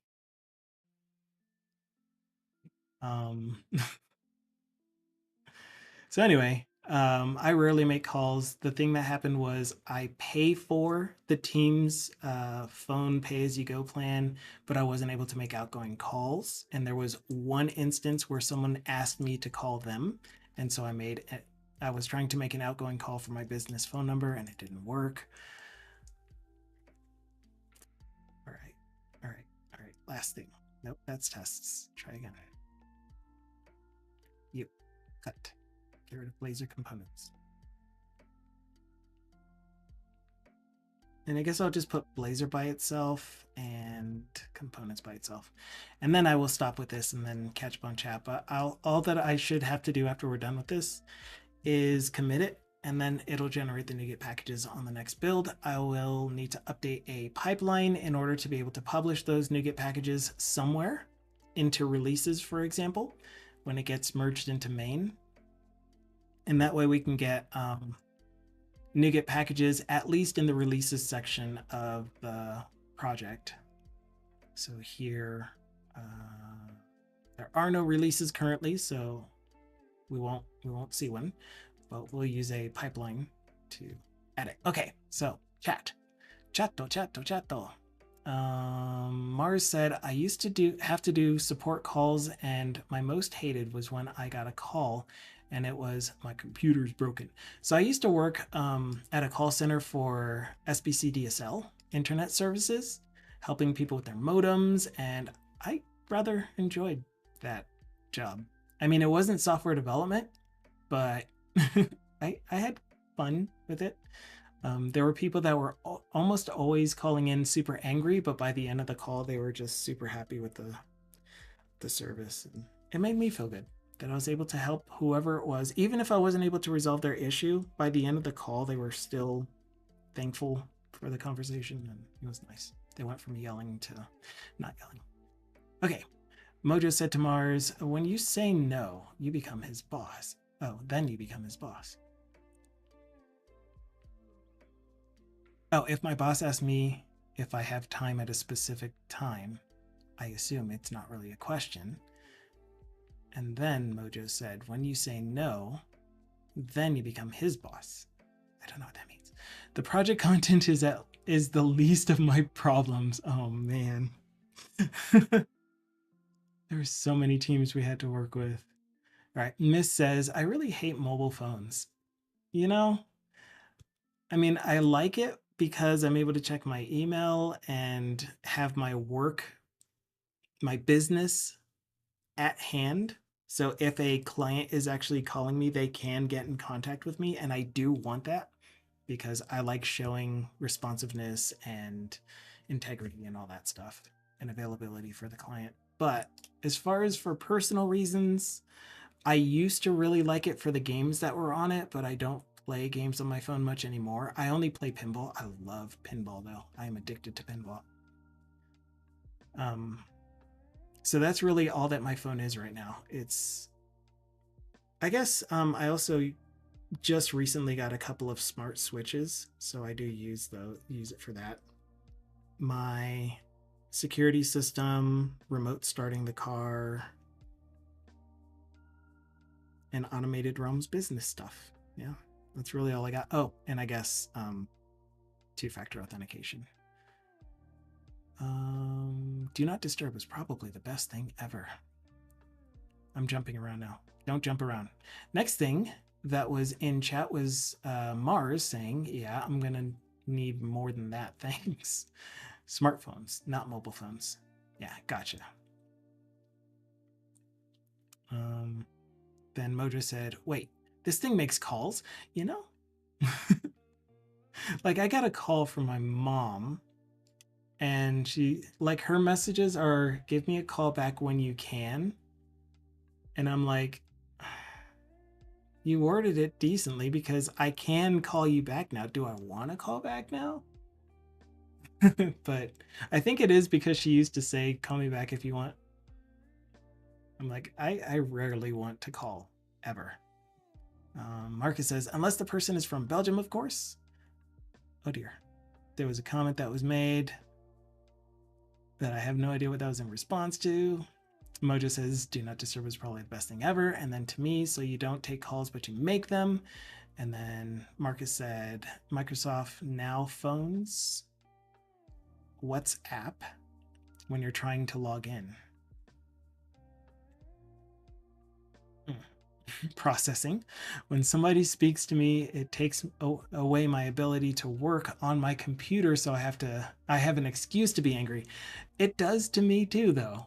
It does to me. Like, unless I am explicitly opting in, so I lurk on people's streams and I respond to their streams, that's me opting in. But then when someone approaches me, like when I used to work in the office and someone approaches me and tries to talk to me, it's like, I didn't opt into this. I'm not ready for it. Hold on. Let me land the plane for you so that I can give you my attention. And then I'll get back on the plane, and it'll take about 20 minutes before takeoff again. And that whole process is very difficult for me. It's just a very traumatic experience to be approached in physical world. Mars says, I always believe what I say is 100% correct. Ask ooh, ooh, oof. That one was juicy. Ugh. Mojo says to me, are your thoughts your own and not your employer's? Sometimes they line up. But a lot of times my thoughts and opinions that I express on this channel are my own thoughts and opinions. But Captain Krabs is here, Sir Grunge is here, Dukasoft is here again, JD Does Dev is here. Thank you all so much for coming in with Big Gamey's raid. I hope you all had a fantastic, wonderful, wonderful time at Big Gamey's stream. Big Gamey says you were born ready, because I said, I'm not ready. I'm not ready. I'm not ready. Sir Grunge fights Dukasoft. Why are you fighting Dukasoft? No fighting. No fighting allowed. Yes, we're talking about interruptions.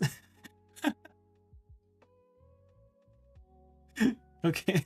So, out of context, it's just hilarious because that happened during Big Gamey's raid time. How do I do archery? It is a redemption that cost 1 point. But so Marcus Voice Coder's comment about unless the person is from Belgium, of course. So you're okay if the person is from Belgium getting interrupted by them or something. Wait, no, just before you interrupted us. Oh, yes, we were talking about, so you were talking to Big Gamey stream, not me. Can I ask you a question? Well, you just did. See, even Big Gamey has the thought. But hi, P. Gorley. JD Does Dev says, didn't give me much of a choice.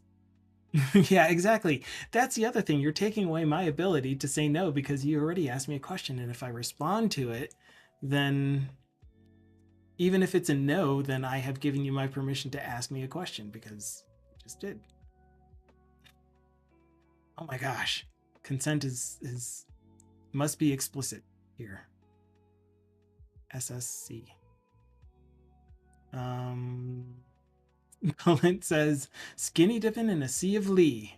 It's a Kanubichu raid. I mean, Kanubetu, if he were to say it. But hi, Valent, welcome in. I don't know who all got shouted out, but oh dear. I do see Dukasoft removing messages. He's playing not fair. He's a mod here too, if you couldn't tell, Sir Grunge. I'm sure you knew that by now. Perfect timing then, says Big Gamey. Cross swords from Sir Grunge. Banhammers from JD Does Dev. Marcus says, I'm thinking of changing my handle to Mr. Angry. Oh dear. Dukesoft has a shield. What? From Sir Grunge's stream even. Or is this just a... Hard to tell. I don't know anything. Don't listen to me when I say where things are from. Oh dear. Those emotes do not belong side by side. Mar said, I want to change mine to that one a-hole. Be nice to yourself. You're amazing. Big Gamey said, I added a dancing avocado since I already finished the exploding chicken. I didn't get to see that. I am going to go back and watch the VOD so I can see you creating the dancing avocado. All while listening to Tenacious D pretty much on loop. I will be having your music turned down. Community Day, indeed. Captain Crap says, your shirt hurts my brain. Don't think too hard. Play One Games is here. Play One Game is a really cool name. 1 + 1 = 4. Prove me wrong. Wrong in every universe at that. And then Marcus is like, okay, I won't at you. The last time I was on the phone, it was to a Scottish man in a support center, and I couldn't understand a word he spoke. The last 3 times I was on the phone was with someone with a thick accent from another country that I had trouble understanding, but I do my best to understand the person, and I try to be a good customer and understanding. But there's so many times that it's like, you didn't even read my support request, did you? I have all of the information you're asking me about in the support request with screenshots. And what you want to do is remote into my computer so we can go over the exact same steps that I've already taken screenshots of and provided them. And not only that, you're going to transfer me over to another department and they're going to do the same thing, who's only going to transfer me back to your department to talk to another person who's going to do the same thing, except that she figured it out. Is there a free version of Copilot in that Visual Studio as well as Code? I don't know. I have GitHub Copilot paid, so I don't know. Marcus Voice Coder also said, when my phone rings, it scares the poop out of me. Mojo says, when you can. If I don't do it now, I probably won't later. True. Big Amy's rebooting. Scarce, scares. Same thing. I read it as scares, I hope. I know what you meant. Archery. Is archery broken now? No. You guys just stop playing. Automated Realms is chatting it up with you. There are messages in between. Marcus says, if somebody punched you in the face and said, can I punch you in the face? Exactly. Same kind of scenario. Mars says, I shot myself with an arrow. 90 degrees at 100. It'll land right on your head. Thank you, my fave lion, says Balint. Yeah, so that was a Dukasoft shout out because I have no idea who all has been shouted out that came in. Thank you all so very much. Have you gotten a shout out yet, Dukasoft? I'm not going to forget today. So Dukasoft also streams. He streams drone footage that is pre-recorded, which means that he gets to spend the entire stream chatting it up with everyone, and he is a great conversationalist. He does have quite a bit of social anxiety, but he does just fine in chat. And the music that he plays on his stream are fantastic. The scenery is awesome. Just great times over on his stream. Balint, we also talked about you. Balint is Science Streams, who is a Twitch, I mean, all of you know him, but who is a Twitch ambassador, first Science Twitch ambassador. He has a science channel called Science Streams, and he and his wife and daughter, and soon to be other child, are just fantastic family. They have great personalities. He's always uplifting, upbeat, and just awesome on his stream. So check him out. Canny, I don't think I actually talked about Canny's streams, but not only did he make some emotes for us, but he's also they're also a fantastic streamer, and so far unidentified named animal. So I'm just going to keep calling you a mind, body, spirit complex because that's what you are. That's what we all are with our 3D forms. But game dev and bot dev and just everything. Very, very smart person. Animal, thing, creature. No longer community. It is a rant day. You are absolutely allowed to rant. I'm done ranting. I won't rant anymore. We might have to extend community day a little bit because I did rant for the majority of it. But I do want to get back to work soon. I do have an extra 30 minutes. I am going to buffer my work day with 30 minutes because I just want to even out my time, and I work some extra time throughout the past 2 weeks. Got a lot done, but yeah.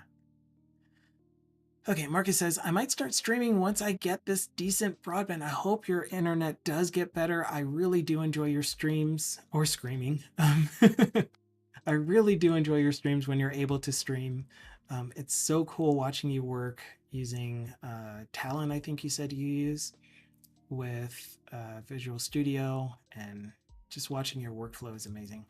Mars was responding to Mars saying, have you turned it off and on? Off and back on again. So that is the normal troubleshooting that I did do when I was working at SBC DSL. I really do enjoy your screams. Candy Dev is my kind of animal. Is Candy Dev your spirit animal? But yeah, I guess I can show off the other ones since I did upscale them. But here are the other emojis that Kenny just gave to me out of nowhere. Didn't ask for them, but super duper kind and just said, here you go. I notice you don't have very many emotes, especially subscriber emotes. So here's a lioness looking one. Here is a young lion, or this could be a young lion too. Another slightly young lion without a big mane. And then a more haired lion with its mouth slightly open, with its mouth very open. So this one is definitely going to be a good shock face. But if you look at these three together, they can animate into a lion roar almost. So that's what I did. Technically, they're made as badges. That's why they're only 18 pixels. They're supposed to be badges. I didn't know. You may have said that during the message. I must have misread. I will try to use them as badges, but I am going to use these three as an animated GIF. And then there's this one, which is kind of what I look like when I'm standing at my desk, except that I'm purple. And this one, which kind of looks a bit like Iris John's smug face. And then here's a purple lion, which kind of looks more like a badger. And then another purple Canny. That looks more like a wildcat or a bobcat. These are amazing. Amazing. He's getting older.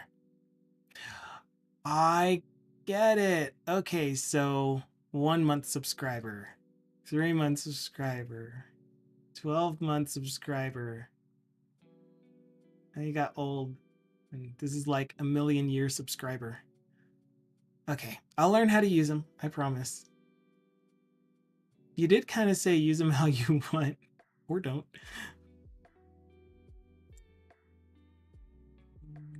Hush you, I know. We are getting close to the end of Community Day. We could go for another little bit. King of the Jungle at the end.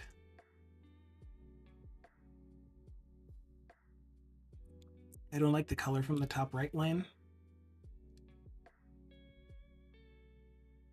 I don't know which one is the top right because I kind of took it apart.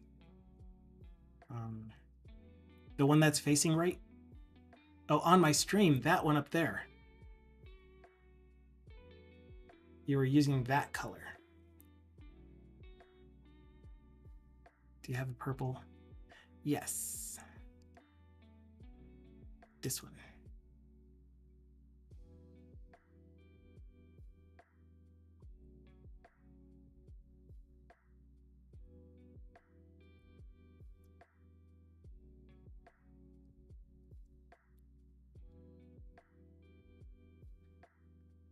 Oh, you didn't ask, do I? You were just saying I have a purple line. Yeah, so Automated Realms' colors are dark and purple.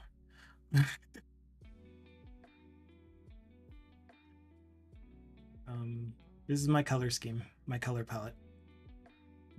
Which, what do you know? It kind of looks like Twitch.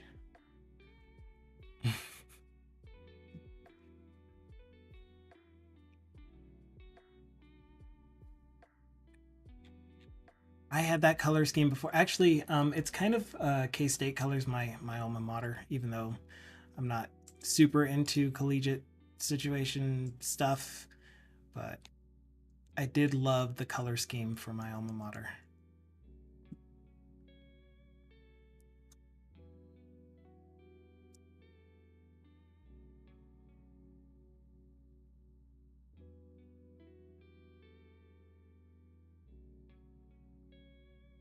Which is royal purple and silver. Don't be confused. It's not white and purple. It's royal purple and silver. And we get 2 dad jokes. Dad joke number 1. Egyptians claim to invent the guitar, but they were such liars. Didn't you already say that one, Seribot? Unless that was from Dukabot's dad joke. API. Anyway, why didn't the skeleton cross the road? Because he had no guts. Obviously. What's the last thing to go through a bug's mind when it hits a windshield? It's gut. It's terrible. The color is very similar to my cycling club. Sanfarian. Sanfran? Sanfarian. What would Sanfarian be?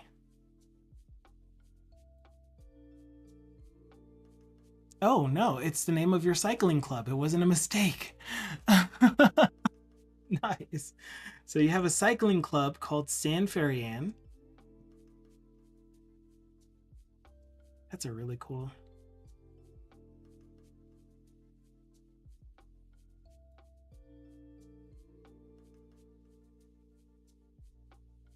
Club name. Aha.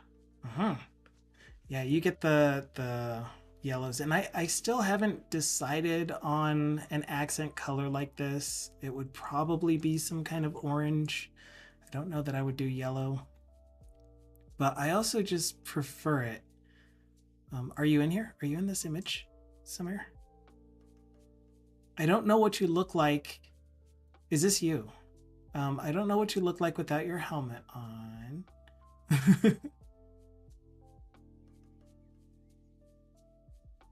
Or not on grainy lo-fi.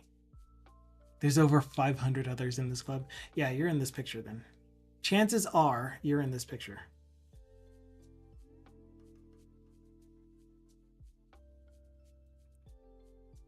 All right. I think I did it. Let's just do a real quick check to see if we get our NuGet packages. And they should just be version 1.0.0. And from now on, we're going to get some warnings about naming our or versioning our NuGet packages differently. So if we do get warnings like that, I am going to suppress them. Okay, so they're not actually showing up as warnings. I'm okay with that. And because I turned on, oh my gosh, that's no good. Because I turned on,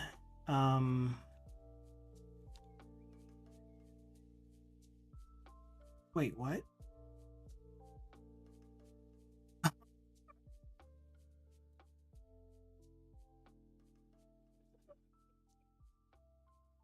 Whoops.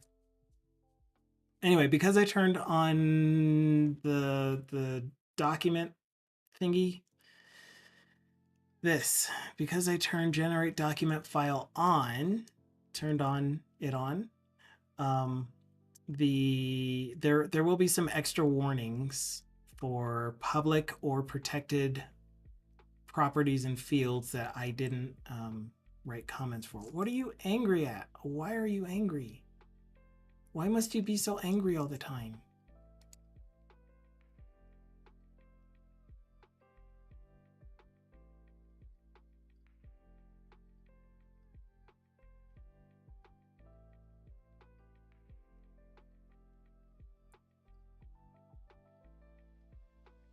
Product, package ID, assembly name for this project is data import utility. Did I misspell it? Kind of looks like I misspelled it.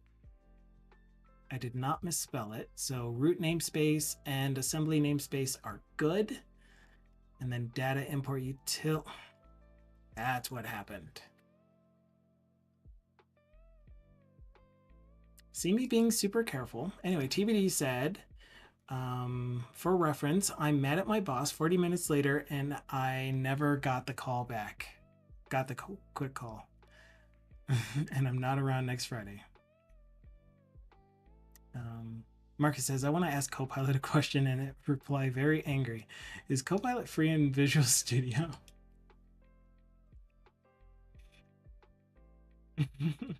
How did it respond? There, rebuild succeeded. Hello, smirking squiggly. Goodness, I can read. Hope you're having a great day so far. I'm finishing up the last bits of getting the project to generate a NuGet package. I'm going to commit this. No, I'm going to, or yes, commit is the right word. I'm going to commit this and push it. It'll stay in this branch. I won't make the PR yet because I want to update the workflow so that we can take the NuGet packages and create a release off of it.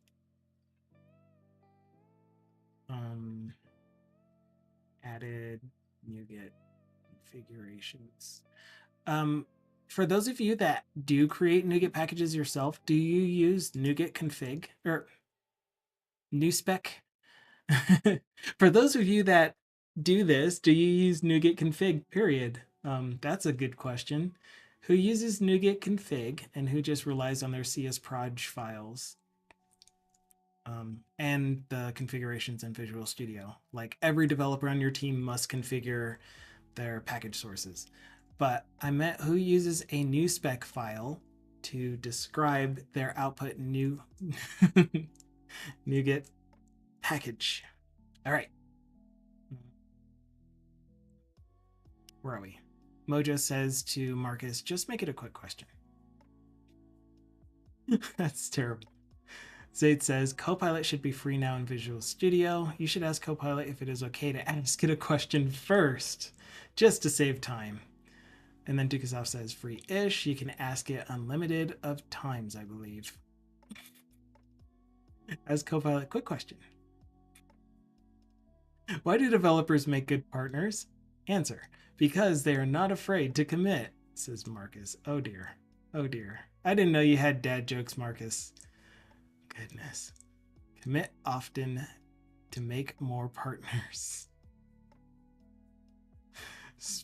Smirking Squiggly says NuGet config, yes, to keep package sources confined to the solution. Spec file I haven't used in a long time. So do you use the CS proj configuration then? Or do you even have your libraries generate NuGet packages and that's why you haven't used them? President Not Sure says I use CS proj, not NuSpec anymore. But I do use NuGet config a lot. And yeah, so everyone that has spoken so far seems to use the CS proj to configure their NuGet. I didn't know if it was a common practice or not. So good to know. Good to know that I'm doing it the common way. Thank you for your feedback. Sometimes just to shorten the NuGet cache path because of the hated VS long path error. Oh gosh. So the project that Zaid is working on, that I used to work on, had that issue with an external library. And so we have workarounds for that. So many issues. Like if you put the project that he's working on in a subfolder, like you know how on computers you can pick a file path, and you can save your projects to a file folder on computers. You know,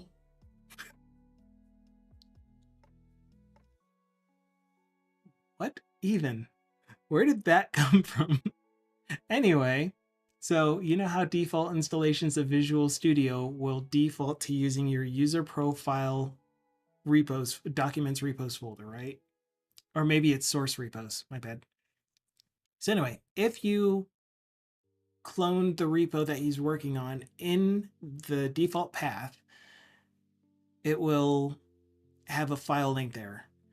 It almost always has to be either directly on the drive, the OS drive, or in a very short folder name on the OS drive. Anything more than that, and it'll easily exceed the file length. Super annoying, yes. President Not Sure says, yeah, exactly. C1. You guys know. You've done it before. President Not Sure says, using iOS and VS is always hitting that long path problem as well. Marcus says, I dislike the way that the C# project opens up when you click it in Visual Studio. Code always accidentally breaking it by voice. when you click it in Visual Studio Code, I'm always accidentally breaking it by voice.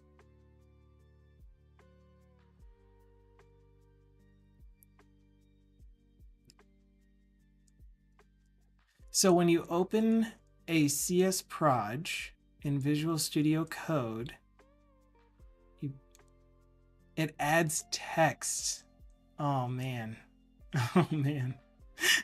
Dear. Let's check out this clip. I have no idea what happened there. It was so odd. Smirking Squiggly says, I literally have that for my current project. Oh dear. Oh man. I'm glad I don't have to do that anymore. I get to control every aspect of our library.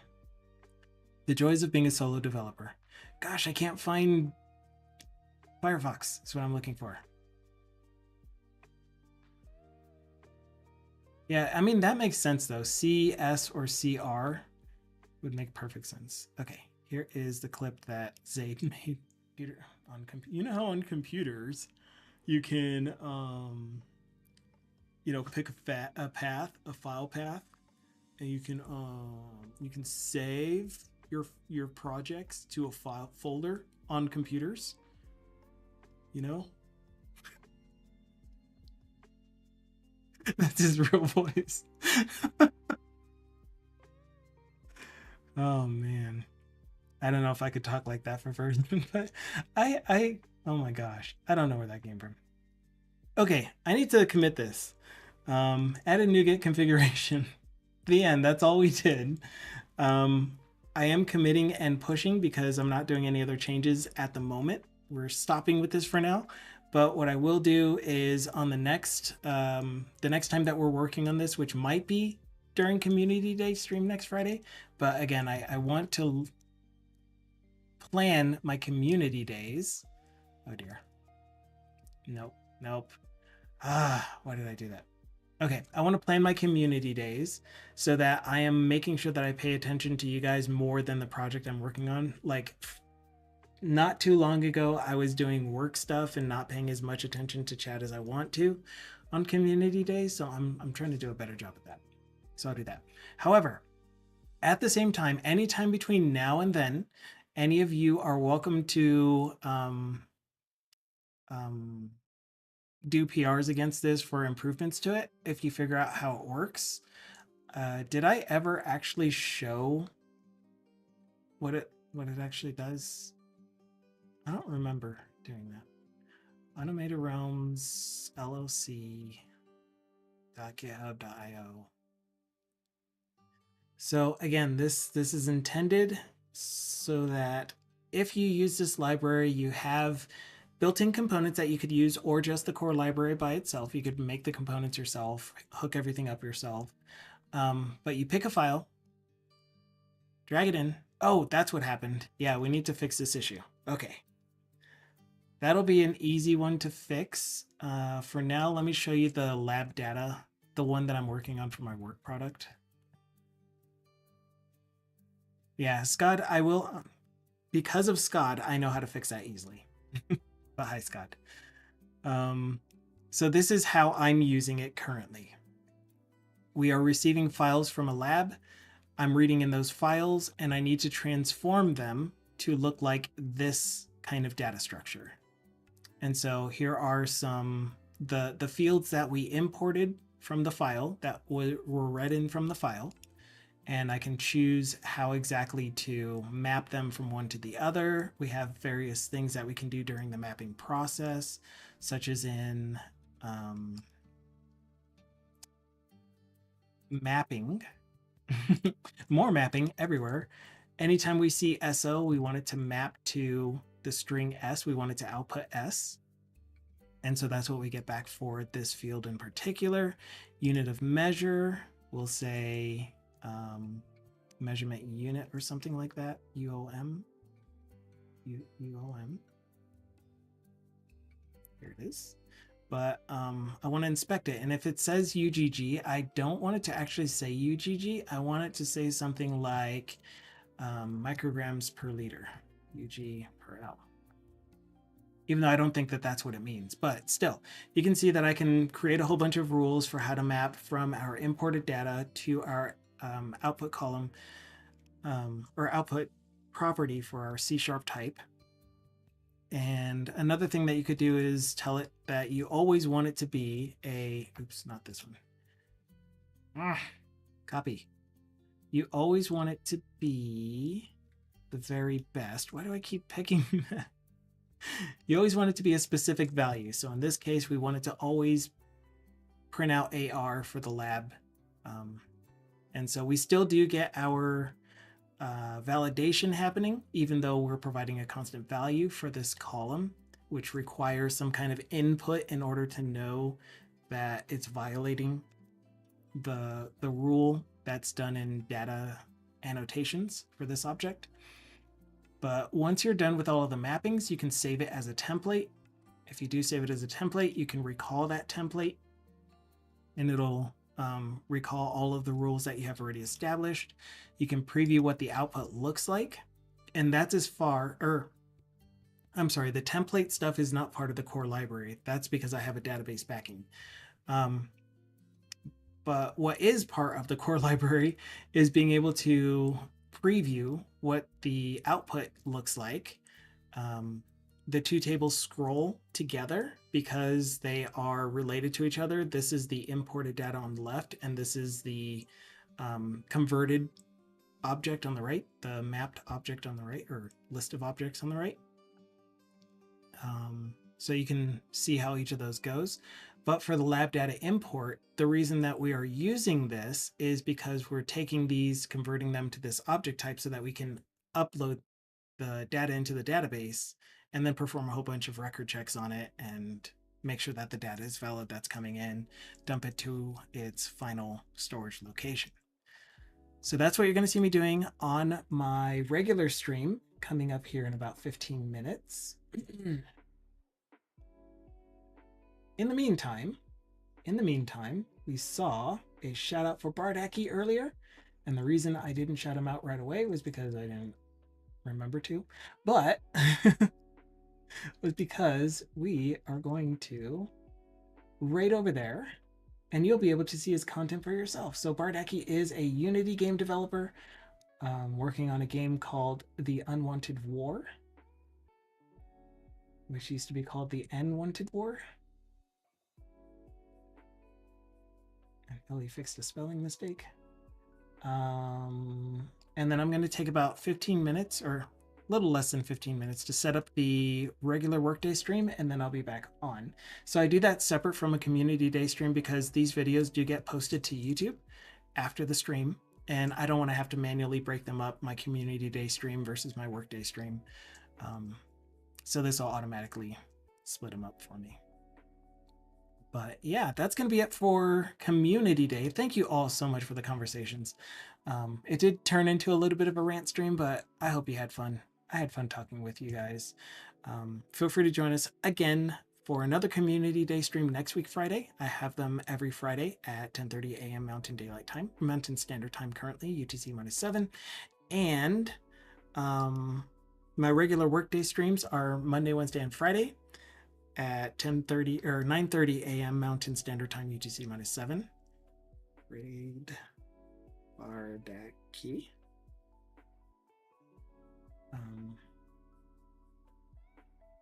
And his channel is marked as intended for mature audiences. But yeah, so I'm going to be streaming again here in a couple minutes. I just need to set everything up, and we'll do more work stuff, more work product. I just need to update my timer. I need to set up the streams. Again, I think immature audiences are allowed as long as you're of age.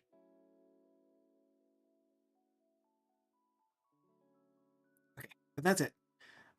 Ciao for now. If you happen to come back for the stream in about 10-15 minutes, I'll see you then. If I don't see you, or otherwise, I will see you the next time that you happen to be around, if you feel like being around again. You're always welcome. Ciao for now.